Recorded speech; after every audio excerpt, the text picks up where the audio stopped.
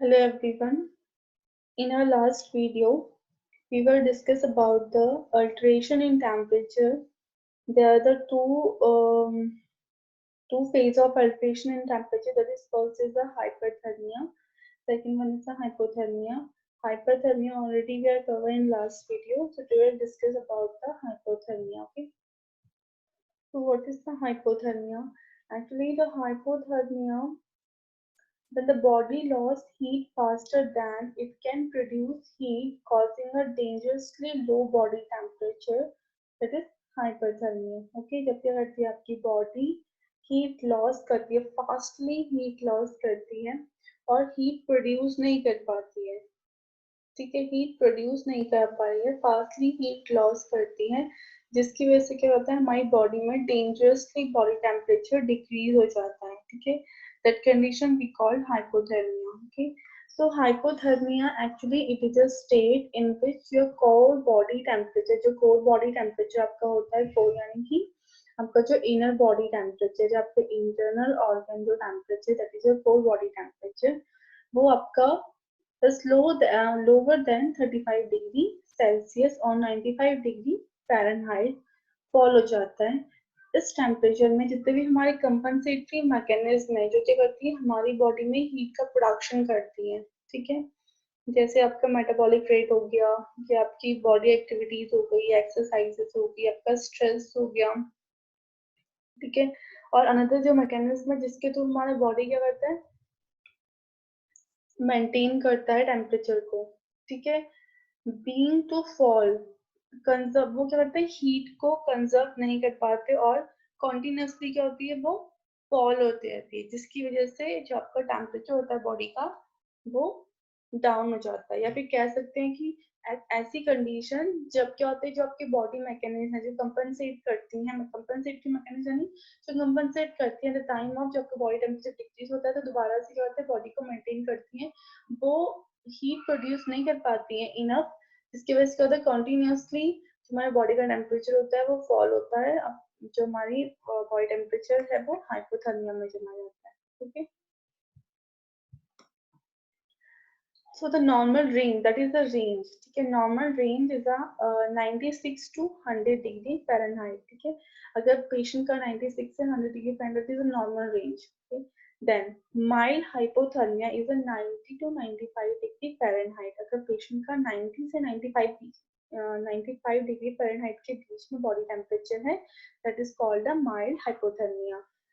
Below 90 degree Fahrenheit is the patient body temperature. If below 90 degree से कम body temperature है, 90 degree Fahrenheit से कम है, तो आप उसे बोलोगे severe hypothermia. Okay, so they are the two degree of the hypothermia. First one is a mild hypothermia, second one is a severe hypothermia. Mild is 90 to 95 and severe is below 90. Okay, so what are the causes जिसकी वजह से हमारी body में hypothermia हो रहा है, यानी कि बॉडी टेम्परेचर डिक्रीज हो रहा है।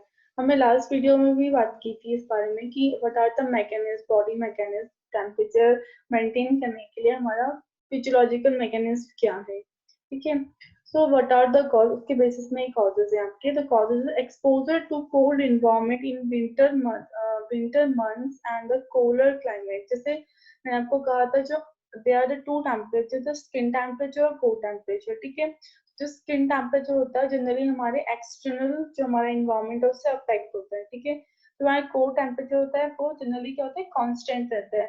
अगर एक्सट्रीमली हमारी क्या है, जैसे फॉर एग्जांपल बाहर स्नोफॉल हो रहा है, ठीक है, और मैंने प्रॉपर्ली अपना बिहेवियर मैकेनिज्म फॉलो किया। बिहेवियर मैकेनिज्म मतलब अगर मेरा वेदर चेंज हो रहा है यानी स्नोफॉल हो रहा है, तो मैं क्या करूंगी, लिनन्स पहनूंगी, ज्यादा लिनन्स अप्लाई करूंगी अपनी बॉडी में, अपनी बॉडी को कवर करूंगी, कहीं से भी जो एयर है वो एक्सचेंज नहीं हो पाएगी जिससे मेरी बॉडी का हीट लॉस हो। ठीक है, बट अगर ऐसे ही सीजन में विंटर सीजन है या विंटर मंथ है या फिर कोल्ड क्लाइमेट है या स्नोफॉल हो रही है और मैं means I am not applying my behaviour mechanism, मैंने प्रॉपरली स्वेटर नहीं डाला है या मैंने सिर्फ एक शर्ट डाला है, तो उससे क्या होगा, मेरा बॉडी टेम्परेचर कॉन्टिन्यूसली फॉल करेगा just because of the exposure of the external environment, मेरा कोर टेम्परेचर अफेक्ट होगा। ठीक है, Occupational exposure or the hobbies that entire extensive exposure to cold, for example, hunter, skier, sailor, then climber. So occupation exposure का मतलब है कि कोई ऐसे पर्सन जो क्या करते हैं जनरली किसी ऐसी प्लेस में वर्क करते हैं जहाँ पे टेम्परेचर डिक्रीज रहता है, या फिर किसी की हॉबीज होती है स्केटिंग करना, आपने देखा होगा, स्केट्स करना, जब भी फॉल्स स्नोफॉल होता है बहुत से लोग जाते हैं, ठीक है, तो उनकी हॉबीज की वजह से पेशेंट क्या हो सकता है, हाइपोथर्मिया हो सकता है। एंडोक्राइन डिसफंक्शन, अगर क्या है एंडोक्राइन डिसफंक्शनिंग है तो उसकी वजह से भी hypothermia होता है। Then how endocrine dysfunction? Because as we know that due to the hypothyroidism, thyroid gland क्या करती है आपके, थॉराइड रिलीजमेंट करती है, और एड्रिनल ग्लैंड भी क्या होती है आपकी, एड्रिनल रिलीजमेंट करती है। दोनों क्या करते हैं, दोनों ही रिस्पॉन्सिबल होते हैं मेटाबॉलिक रेट को बढ़ाने के लिए, ठीक है। जो थॉराइड होता है एक्चुअली वो एक एड्रिनल एंडोक्राइन ग्लैंड के जस्ट अबव होता है एक्चुअली, और नहीं सॉरी, एक्चुअली थायराइड जो होता है वो एंडोक्राइन ग्लैंड का एक पार्ट है, और जस्ट अबव होता है आपकी कॉलर बोन के ऊपर, ठीक है। जनरली क्या होता है, ये प्रोड्यूस करता है एक हार्मोन, थायराइड हार्मोन, जो क्या करता है रेगुलेट करता है हमारे हार्ट बीट को, मेटाबॉलिज्म को, ठीक है। और मेटाबॉलिज्म क्या करता है, हमारी बॉडी में हीट का प्रोडक्शन करता है, ठीक है। तो अगर हाइपोथायराइडिज्म होगा, थायराइड रिलीजमेंट नहीं होगा, तो मेटाबॉलिक प्रोसेस स्लो हो जाएगी, जिससे बॉडी का टेम्परेचर डिक्रीज जाएगा। Same like adrenal gland, adrenaline release करता है जो मेटाबॉलिक प्रोसेस में हेल्प करती है। मैंने आपको लास्ट वीडियो में बताया था, ठीक है, और डिटेल फॉर्म में बताया था, मैं आपको सुपरफिशियल बता रही हूँ, ठीक है। तो एड्रिनल ग्लैंड, एड्रिनल इनसफिशिएंसी होने की वजह से भी कहते हैं मेटाबॉलिक प्रोसेस डिक्रीज होती है, ठीक है। इसके अलावा एड्रिनल एग्जैक्टली करता क्या हमारी बॉडी में, कि हमारी बॉडी में sodium, chloride, potassium, sleep, appetite, thirst, इन सबको रेगुलेट करता है। बॉडी का जो वाटर है उसे मेंटेन करता है, और टेम्परेचर को मेंटेन करता है। कौन करता है, एड्रिनल करता है, ठीक है। एड्रिनलिन अगर डिक्रीज होगा तो क्या होगा, ऑटोमेटिकली हमारी बॉडी का टेम्परेचर डिक्रीज होगा। हाइपोग्लाइसीमिया, सी हाइपोग्लाइसीमिया यानी कि ग्लाइसीमिया क्या है, कन्वर्ट होता है एनर्जी में, ग्लूकोज कन्वर्ट होता है एनर्जी में और कंजर्व होता है हमारी बॉडी में, ठीक है। तो फॉर एग्जाम्पल अगर हमारी बॉडी कहते हैं हीट का प्रोडक्शन कर रही है, तो उसमें क्या चाहिए, हमारी बॉडी को वर्क करने के लिए एनर्जी चाहिए। अगर एनर्जी नहीं होगी तो क्या होगा, तो ब्रेन में जो सिग्नल्स जा रहे हैं या फिर जो न्यूरॉन्स की एक्टिविटीज है वो डिक्रीज जाएगी, जिसे हम बोलते हैं न्यूरोग्लाइकोपीनिया, ठीक है। तो इसकी वजह से क्या होता है, एक्टिविटी डिक्रीज जाती है और बॉडी टेम्परेचर मेंटेन नहीं हो पाता है, ठीक है। Then next was the neurologic injury caused the trauma, जैसे कोई ट्रॉमा हुआ है, रोड ट्रैफिक एक्सीडेंट हुआ किसी पर्सन का, उसका सेरेब्रल एक्सीडेंट हो गया, जिसकी वजह से सब इलेक्ट्रोनाइट हैमरेज हुआ है, क्लॉटिंग हुआ है, या फिर फ्रैक्चर हुआ है, ठीक है, brain function means brain function नहीं कर रहा प्रॉपर्ली, या फिर पेशेंट को सेप्सिस हुआ है। So these are the general cause of the hypothermia. Okay, now we will discuss about the risk factor for the hypothermia, that is the age extreme, ठीक है। अगर एल्डरली एज है या नियोनेट एज है, ठीक है, तो वो क्या करता है, अपने बॉडी टेम्परेचर को मेंटेन नहीं कर पाएगी। दोनों ही टाइम पे फिजियोलॉजिकल जो प्रोसेस होती है वो इतनी स्लो होती है, ठीक है। आउटडोर एक्सपोजर, आउटडोर एक्सपोजर से फॉर एग्जांपल, जिसमें मैंने आपको पहले ही बताया कि कोई सी पर्सन का अगर ऑक्यूपेशन ही स्नो साइड है, या कोई मीन्स कोई ऐसी जगह वर्क करता है जहाँ पे टेम्परेचर डिक्रीज रहता है हमेशा, ठीक है। जैसे फॉर एग्जाम्पल जैसे देखा होगा आपने आईटी सेक्टर में जो लोग काम करते हैं ना, जो लोग, उनका जो चैम्बर होता है ना, जनरली वहाँ पे विंटर टाइम पे भी एसी लगा हुआ होता है, जस्ट बिकॉज जो रूम है जहाँ से सारी सिग्नलिंग हो रही है, जहाँ से मतलब पूरा वो लोग कवर अप कर रहे हैं, कैंपस कवर कर रहे हैं या फिर कोई भी एरिया कवर कर रहे हैं, ठीक है। तो वो टेम्परेचर वहाँ का एरिया, वहाँ का जो रूम का जो टेम्परेचर होता है वो इंक्रीज हो जाता है, उसे डिक्रीज करने के लिए ऑलवेज वहाँ पे एसी स्टार्ट रहता है, ठीक है।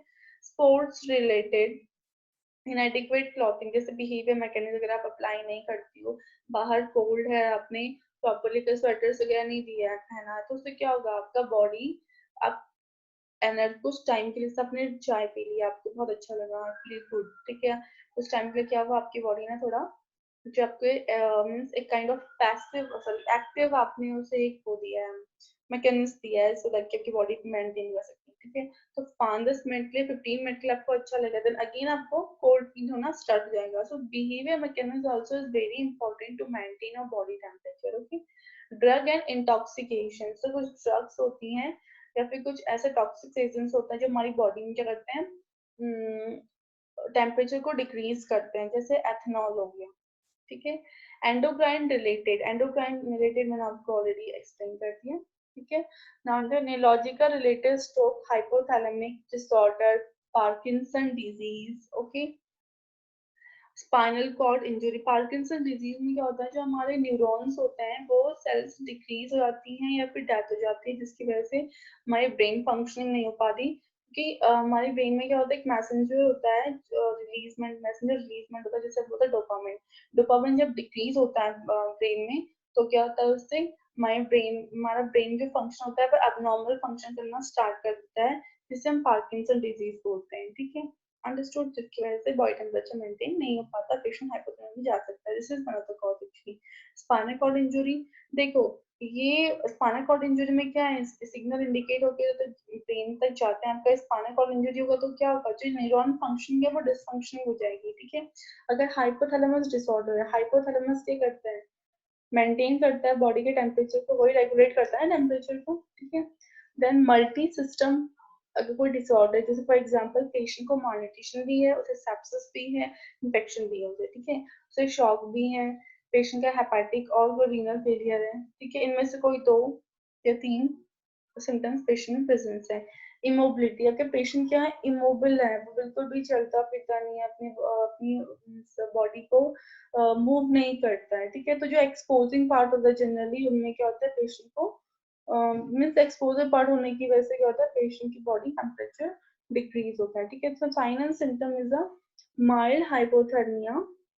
So in a mild hypothermia, first sign is a lethargy, shivering हो गया, अपने को में ठंड लगती है, एक्सेसिव शिवरिंग होती है, लैक ऑफ कोऑर्डिनेशन, हम इवन दो अपनी हैंड, अगर हमें बहुत ज्यादा ठंड लगती है या हमारी एक्सट्रीमिटीज इवन स्टक हो जाती है ना, हार्ड हो जाती हैं, हम फ्लेक्सिबल नहीं रहते हैं, इनकोऑर्डिनेशन होता है हमें, ठीक है।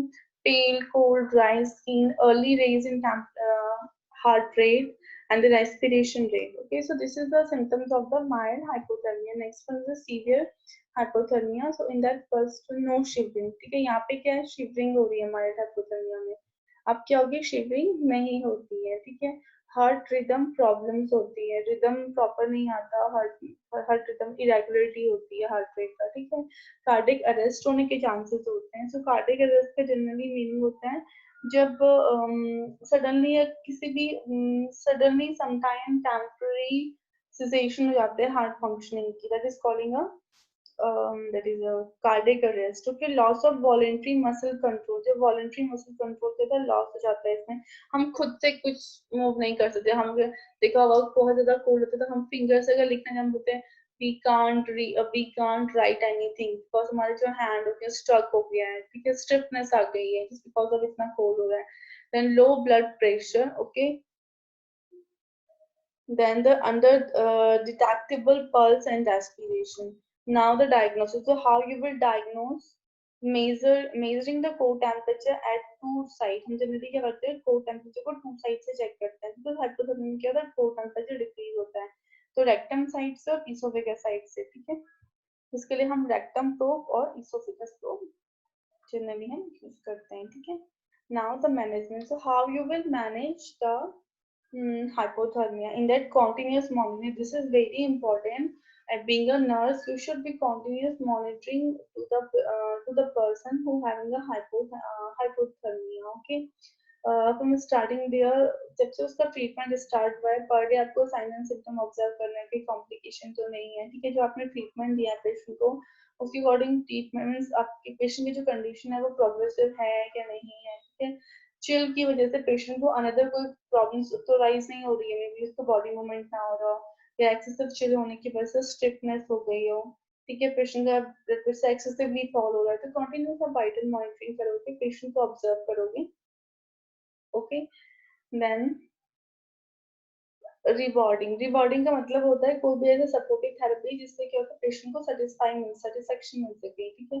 तो सपोर्टिव थेरेपी जैसे फॉर एग्जांपल हम ब्लैंकेट देते हैं पेशेंट को, हॉट ड्रिंक्स देते हैं, इवन दो अगर जैसे फर्स्ट बाइट का पेशेंट होता है, ठीक है, उसमें हम क्या करते हैं, पेशेंट को हॉट वाटर देते हैं, उसमें एंटीसेप्टिक सॉल्यूशन मिक्सअप करते हैं और पेशेंट का जो इमर्स साइड होता है उसमें अप्लाई करते हैं, ठीक है।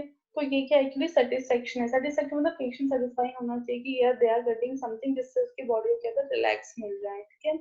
And supportive care also, you have to provide the supportive care. Supportive care means you have to explain the complete condition to the patient, as well as you have to provide the psychological support to the patient, family support, emotionally you have to support the patient. आपको क्या है patient को by the three management you have to manage the hypothermia. Okay, continuous monitoring, the vital sign monitoring, physical sign monitoring, कोई sign में changes आ रहे हैं, immobility and mobility you have to monitor. Okay, as well as the fluid and electrolyte balancing also you have to monitor. Rewarding means whatever you have to provide something जिससे क्या होता है patient को satisfaction मिल सके, ठीक है। जैसे आपने ब्लैंकेट दिया, हॉट ड्रिंक दिया, या फिर आपने वार्मर स्टार्ट किया है, ठीक है, सपोर्टिव किया, आपने सपोर्टिव किया दिया पेशेंट में, साइकोलॉजिकल सपोर्ट दिया आपने उसको, ठीक है।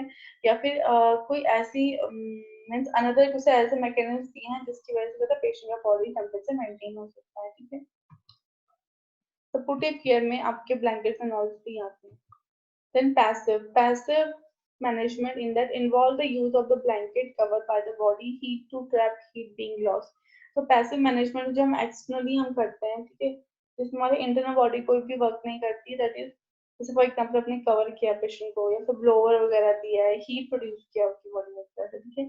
Active management apply the outside heat to raise the body temperature, जैसे आपने हॉट वाटर बैग दिया या हॉट ड्रिंक्स दिया, जैसे इसमें लिखा हुआ है एक्सटर्नल, जैसे आपने ब्लैंकेट दिया और इंटरनल आपने इंट्रोड्यूस किया वार्म फूड को, आपने उसे टी दिया है, कॉफी दिया है, जैसे सूप दिया है आपने उसे, ठीक, कोई भी ऐसी चीज जिससे बॉडी टेम्परेचर इंक्रीज हो, जिससे ऑटोमेटिक हमारा बॉडी टेम्परेचर क्या है इंक्रीज हो। जैसे हम कुछ गर्म चीज खाते हैं ना गर्मियों के टाइम पे तो हमें बड़ा इरिटेटिंग लगता है, क्योंकि ऑलरेडी हमारी बॉडी का टेम्परेचर क्या होता है हमारे एक्सटर्नल एनवायरमेंट के इफेक्ट की वजह से रेज होता है, ठीक है। तो हम क्या करते हैं जब भी हम कोई गर्म चीज ले तो हमें इरिटेशन लगती है, वैसे ही कोल्ड वेदर में कोल्ड वेदर है और हम ठंडी चीजें खाते हैं तो हमारा थोड़ा प्रॉब्लमेटिक होता है, राइट। हमें हमेशा कहता है कंफर्टेबल किसमें लगता है कि हम गर्मियां हो तो हमें ठंडी चीज चाहिए, so that हमारा जो बॉडी टेम्परेचर है वो मेंटेन रहे।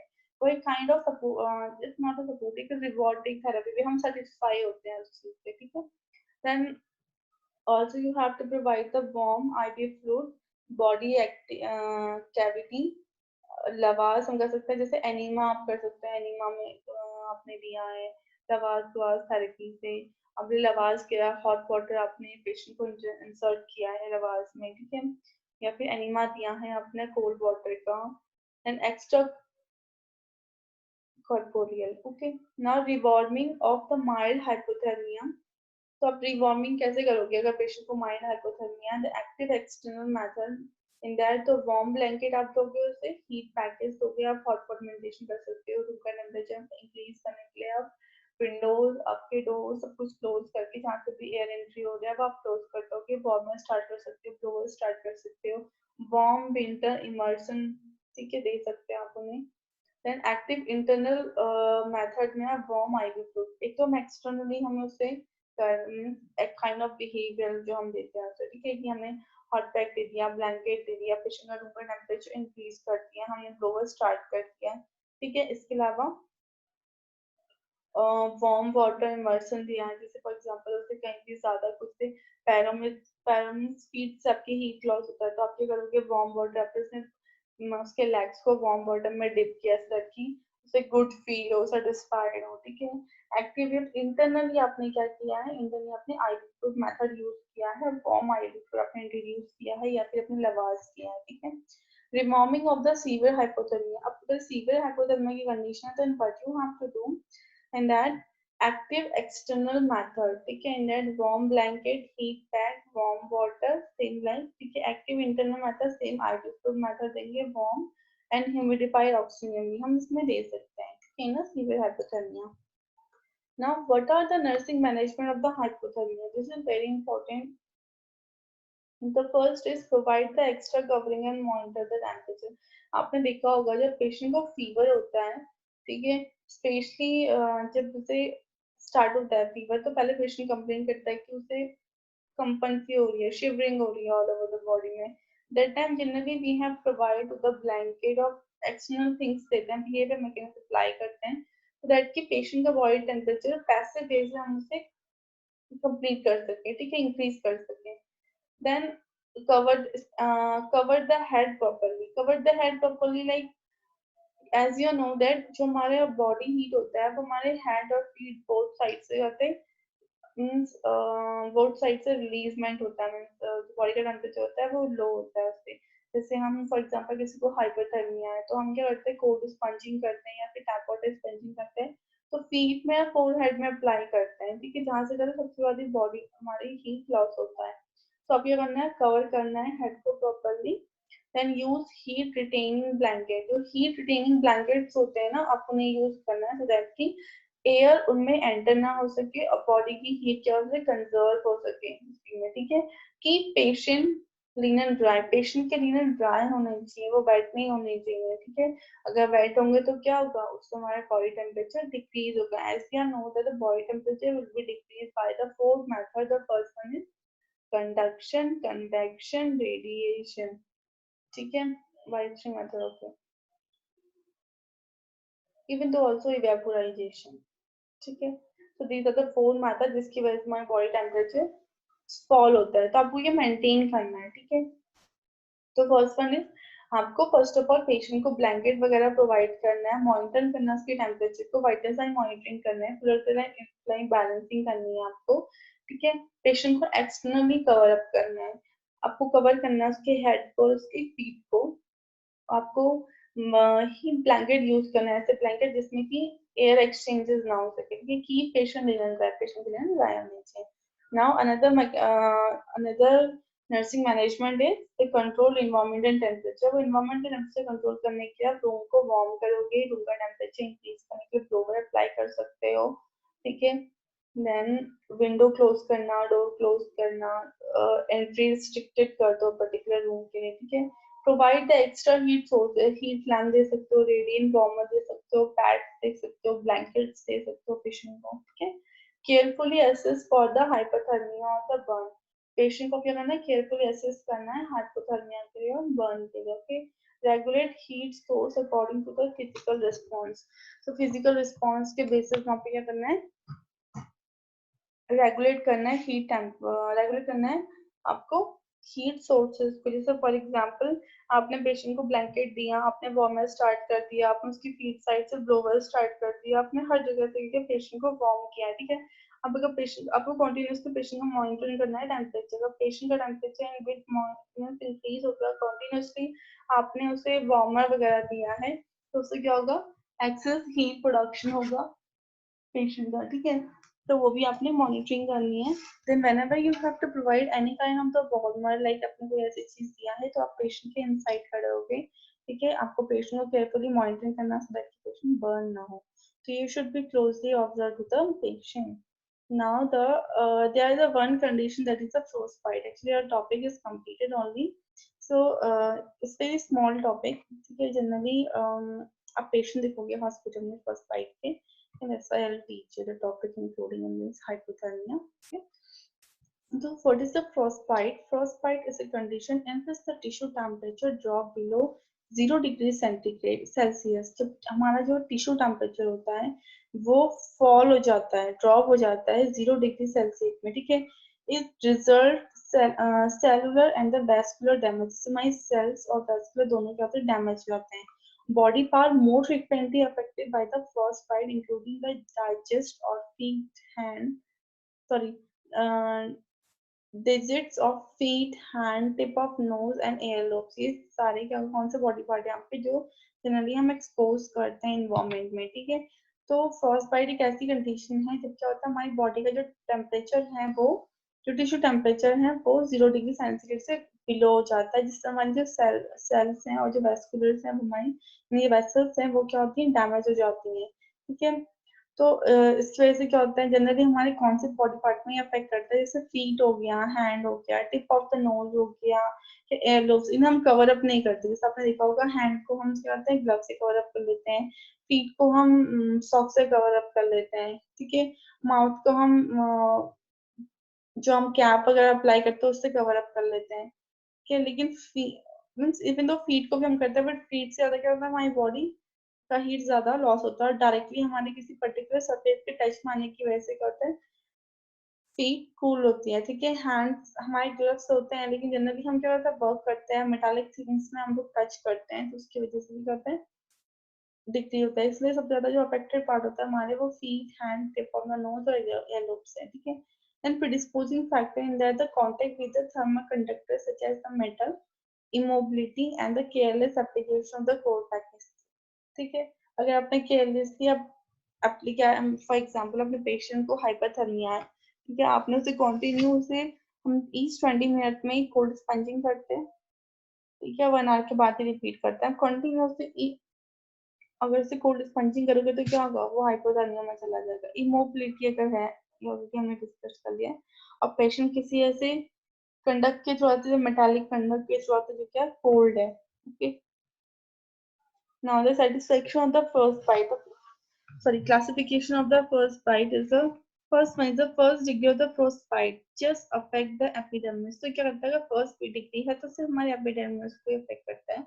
नेक्स्ट वन हमारी एपिडर्मिस को और डर्मिस को अफेक्ट करता है। थर्ड में क्या करता है, हमारे डर्मिस और उसके जो बिनेट टिश्यू फैटी टिश्यूज होते हैं उन्हें अफेक्ट करता है, ठीक है। Fourth degree of frostbite में अफेक्ट होता है हमारी पूरी पोर थिकनेस, जो स्किन की थिकनेस होती है, इसमें the tissue that lie underneath the skin and also deeper structure suggest the muscular tendon and bone। Muscles होती है, मसल टेंडन है, बोन है, हमारा डीपर टिश्यूज है, स्किन है, उन सब का इफेक्ट होता है 4 डिग्री में। So what are the symptoms of the first bite? The injured area is white or the motile blue white apaxy or the firm to the touch। अपन देखा होगा जब स्नोफॉल होती है ना, और हम जब स्नो से, आप जब स्नो के साथ खेलते हो या स्नो को बार बार पकड़ते हो, तो उससे क्या होता है, हमारे जो टिप ऑफ द फिंगर्स होती है, हैंड्स होते हैं, कुछ टाइम के बाद क्या होता है, हमें फील होना बंद हो जाता है, ठीक है, और वो ब्लूइश होना स्टार्ट हो जाता है। Same rise in first bite में भी होता है, ठीक है। एक्चुअली कंडीशन जब क्या होता है, हमारा टॉय टेम्परेचर 0 से लेस हो जाता है। There is a tingling and the redness followed by the pallor and the numbness of the affected area। ठीक है, कैसे होता है, tingling से stagnation सेंसेशन होती है, ठीक है, या फिर रेडनेस होती है, पेलर होता है, क्योंकि सप्लाई ब्लड सप्लाई नहीं हो पाती वहां पे, इस वजह से। There are the 3 degree transitory hypothermia follow the numbness formation of vessels and the gangrene। तो दे आर द 3 डिग्री, ये तो 3 डिग्री सिम्टम्स होता है। First transitory hypothermia, hyperaemia following the numbness, इससे पहले तो numbness होती है, ठीक है। Formation of the vessels and the gangrene, gangrene होता है, गैंग्रीन में होता है लॉस ऑफ ब्लड सप्लाई होती है, ठीक है। Then the affected area in the insensitive to touch, और अगर हम जो अफेक्टेड एरिया से टच करेंगे तो हमें सेंसेशन फील नहीं होती। So how you will manage the frostbite? In the frostbite you have to, देखो, बिफोर द थ्रोविंग, यानी कि हम कोई भी एप्लीकेशन अपने अप्लाई करने से पहले अपने कोल्ड वाटर देना, सॉरी अपने हॉट वाटर देना है, हॉट ड्रिंक देना है, अपने पेशेंट को मीन्स ब्लोवर देना है, तो इन सबसे पहले क्या करते हैं, रिमूव द क्लाइंट फ्रॉम, सबसे पहले हम पेशेंट को ऐसे इन्वायरमेंट से रिमूव करते हैं जहाँ की यह इन्वायरमेंट बहुत ज्यादा कूल है, जिसकी वजह से उसका बॉडी टेम्परेचर डिक्रीज हो गया है, तो दैट कि हम कोर टेम्परेचर से स्टेबलाइज कर सके। पेशेंट को ट्रीट करेंगे हाइपोथर्मिया के लिए, ठीक है। प्रोटेक्ट द फ्रोजन पार्ट, जो फ्रोजन पार्ट है पेशेंट का, उसे हम प्रोटेक्ट करेंगे। Do not apply the friction और मसाज, में कोई भी हम फ्रिक्शन या मसाज नहीं करेंगे, ठीक है, अदरवाइज उससे क्या होगा, हमारा जो स्किन होगा वो रब हो जाएगा, पील ऑफ हो जाएगा। Management of the first bite during thawing, अगर आप उसमें आप अप्लाई कर रहे हो चीजें जो आप सपोर्टिव मैनेजमेंट दे रहे हो, ठीक है, तो उसमें आप क्या कर सकते हो, during that time you have to provide a prenatal analgesic. सबसे ज्यादा एक्सेसिव पेन होता है, ठीक है, तो पेन रिड्यूस करने के लिए हम एनाल्जेसिक देते हैं, कैराटोलॉक,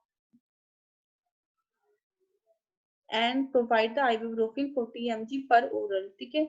इमर्स पार्ट, जो मर्स अफेक्टेड पार्ट होता है, जैसे आपका फीट है, ठीक है, उससे हम क्या करते हैं, 37 to 40 डिग्री सेंटीग्रेड वाटर में हम उसे डिप करते हैं विद एंटीसेप्टिक सॉल्यूशन के साथ 10 to 45 मिनट्स के लिए। इंकरेज करते हैं उसके बाद पेशेंट को 45 मिनट कि वो अपनी लेग्स को स्लाइट मूवमेंट दे सके, ठीक है, क्योंकि अभी तक तो क्या हुआ, इतनी ज्यादा मीन्स ठंड की वजह से उसके जो हैंड्स एक्सट्रीमिटीज है वो स्टिफनेस आ गई है, ठीक है।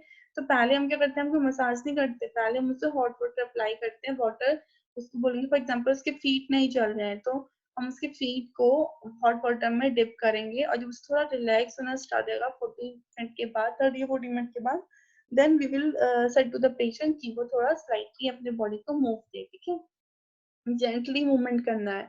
आफ्टर थ्रोइंग करने के बाद हम क्या करना है, जेंटली हम उसे ड्राई करना है और एलिवेट, और जो पर्टिकुलर पार्ट है उसे हमने एलिवेट करना है।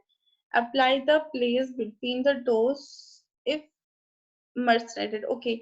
हम प्लेस करते हैं किस तरह से, हम हैंड को जैसे किसे प्रॉमिस करते हैं ना, इस तरह से हम बोथ जो फीट होता है जैसे टोज है हमारे, इस तरह से हम उसे बोलेंगे, इसे पिक्चर में दिखा रहा है like that.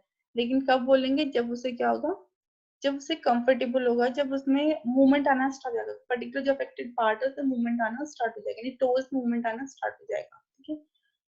After the throwing condition, the continue analgesic हमें रखना है, ibuprofen 400 mg 8 to 12 hours में प्रोवाइड करनी है। Provide the tetanus prophylaxis hydrotherapy at 37 degree centigrade में, ठीक है, आपको टेस्ट देना है। The patient should be the stimulated with the orally administered hot fluid such as the tea, coffee, आप टी दे सकते हो, कॉफी दे सकते हो, ठीक है। Patient should not allowed to smoke, से स्मोक करने के लिए अलाउड नहीं करना। जनरली क्या होता है, स्ट्रेस होने की वजह से पेशेंट क्या करता है, स्मोक करते हैं। The artificial respiration should be administered if the patient is unconscious.